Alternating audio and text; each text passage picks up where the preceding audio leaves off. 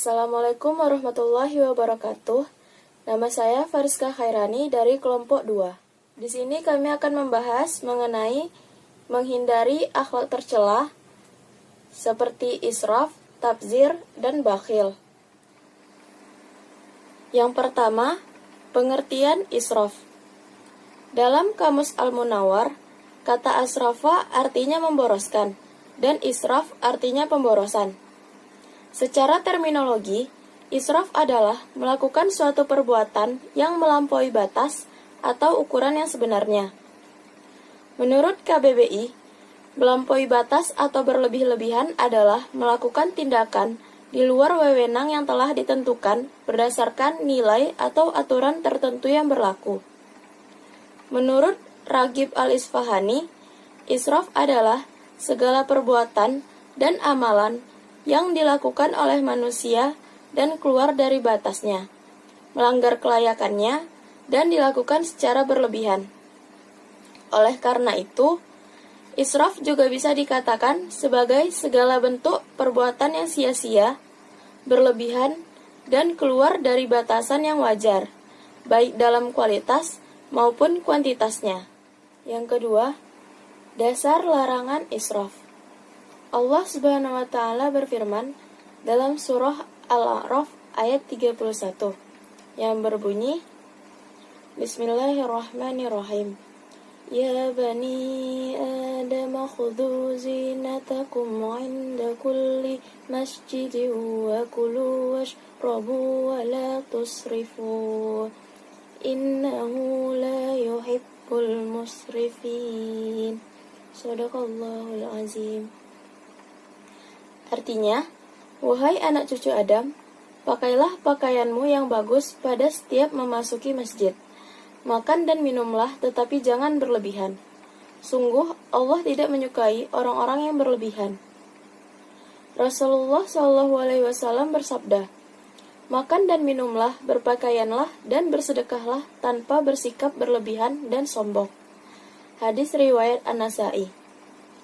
Al-Quran dan hadis menjelaskan secara tegas larangan makan dan minum, berpakaian, dan bersedekah secara berlebihan. Tindakan ini cenderung dapat merusak tatanan akhlak dan etika hidup. Selain tidak pernah menemukan kepuasan, sikap ini lambat laun juga akan membawa seorang pada tindak penyalahgunaan hak orang lain. Oleh karena itu, Islam menganjurkan hidup sederhana dan tidak berlebihan. Yang pertama, contoh perilaku israf. Israf dalam makan dan minum, misalnya mengkonsumsi makanan melebihi nutrisi yang dibutuhkan tubuh. Termasuk dalam kategori ini adalah bermewah-mewahan dalam makan dan minum. Yang kedua, israf dalam penggunaan air, misalnya mencuci pakaian dengan air yang berlebihan atau membiarkan keran air terbuka sehingga air terbuang percuma. Yang ketiga, israf dalam ibadah, misalnya melaksanakan sholat lail semalam untuk sehingga tidak dapat sholat subuh. Selanjutnya, dampak sikap israf. Perilaku israf salah satu perwujudan dari sikap ingkar terhadap nikmat Allah dan lain-lain, agar dipergunakan sesuai dengan keperuntukannya dan dalam takaran yang wajar. Tidak boleh berlebihan. Apabila melampaui keperuntukan dan takaran wajar, maka akan muncul ketidakseimbangan pada individu yang bersangkutan maupun lingkungan. Upaya menghindari sifat israf.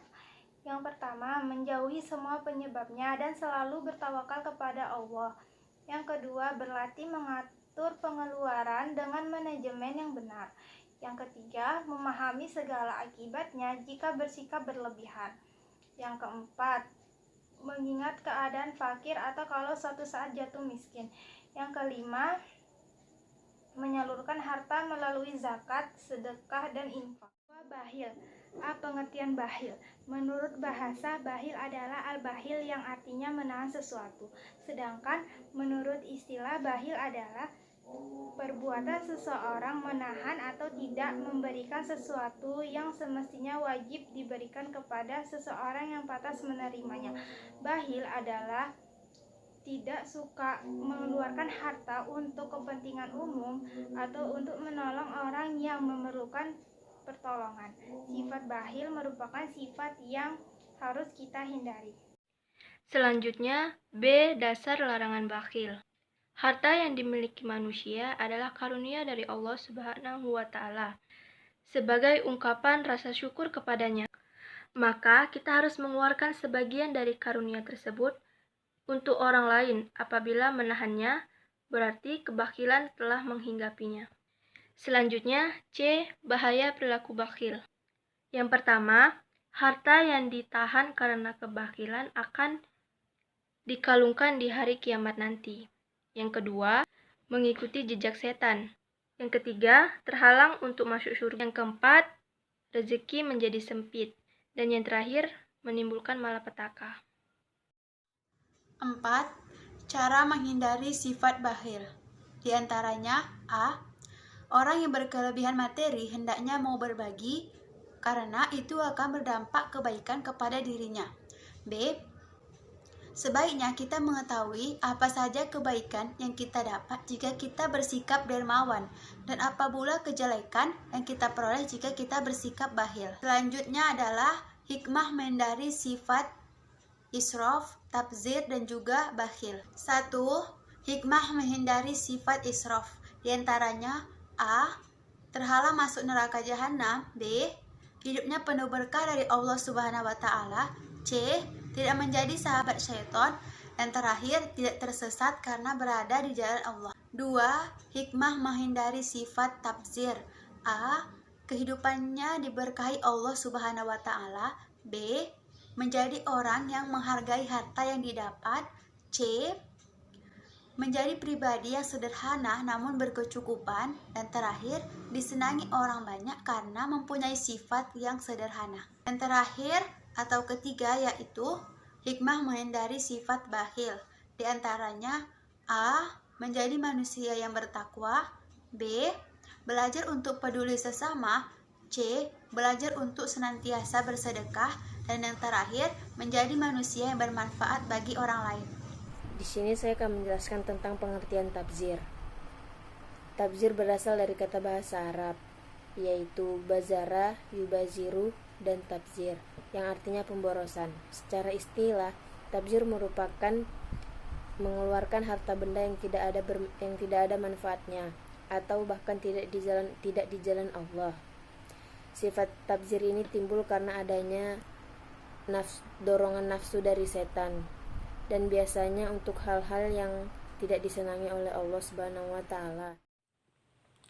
Yang kedua adalah bentuk-bentuk atau sikap-sikap yang mengarah ke tindakan tabzir.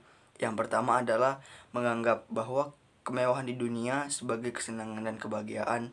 Yang kedua adalah menggunakan segala cara untuk mendapatkan kekayaan yang berharga. Yang ketiga adalah pemborosan dalam pengeluaran aset yang tanpa mempertimbangkan prinsip untung dan rugi.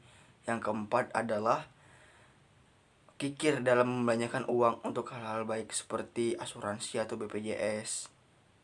Assalamualaikum warahmatullahi wabarakatuh. Nama saya Farisa Nadila Segar. Saya akan menjelaskan tentang tabzir. Tabzir itu menurut bahasa artinya perbuatan menghambur-hamburkan harta atau boros. Kalau menurut istilah adalah perbuatan yang dilakukan dengan cara menghamburkan uang ataupun barang dengan tujuan untuk mengikuti kesenangan sendiri.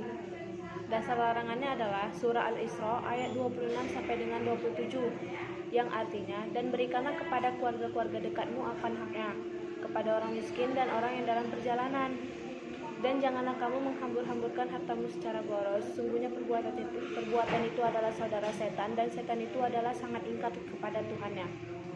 Perilaku boros merupakan hal yang batil dan sangat batil, namun ukuran boros atau tidaknya bukan terletak pada jumlahnya, melainkan terletak pada tujuan dan kemanfaatannya. Contoh tabzir adalah memberi sumbangan untuk kegiatan maksiat. Walaupun dia tidak ikut, maka sumbangannya tetap termasuk pada perbuatan tabzir. B. Mengkonsumsi makanan yang tidak berguna dan malah membahayakan. Contohnya khamar, narkoba, rokok, dan lain-lain. C. Membelanjakan banyak barang dengan tidak memperhitungkan tujuan dan kemanfaatannya. Bahaya sikap tabzir adalah orang yang berlaku tabzir ini adalah saudara setan. Bahayanya orang ini akan sulit membedakan perbuatan yang benar dan yang salah menurut agama. Mungkin baginya semua dianggapnya benar, walaupun bertentangan dengan norma sosial, hukum, dan agama. Dia akan menghalalkan segala cara untuk menyenangkan hatinya sendiri. Apabila udah kayak gitu, maka orang ini akan menjadi orang yang hedonis. Sekian dari saya, wabillahi taufiq wal hidayah. Assalamualaikum warahmatullahi wabarakatuh. Baik, ini ada materi lanjutan dari tabzir, yaitu upaya menghindari sikap tabzir. Yang pertama adalah makan atau minum secukupnya. Tergolong suatu kejahatan apabila seseorang memadati perutnya dengan makanan yang disukai semata-mata. Karena yang demikian itu akan menimbulkan penyakit, baik penyakit jasmani maupun rohani. Yang kedua adalah berpakaian dan berhias sesuai kebutuhan dan aturan syarak. Yang ketiga adalah membelanjakan harta sesuai porsi kebutuhan dan menyisihkan bagian harta untuk berinfak, sedekah, dan zakat. Sekian dari kami, apabila ada kesalahan kami mohon maaf. Wassalamualaikum warahmatullahi wabarakatuh.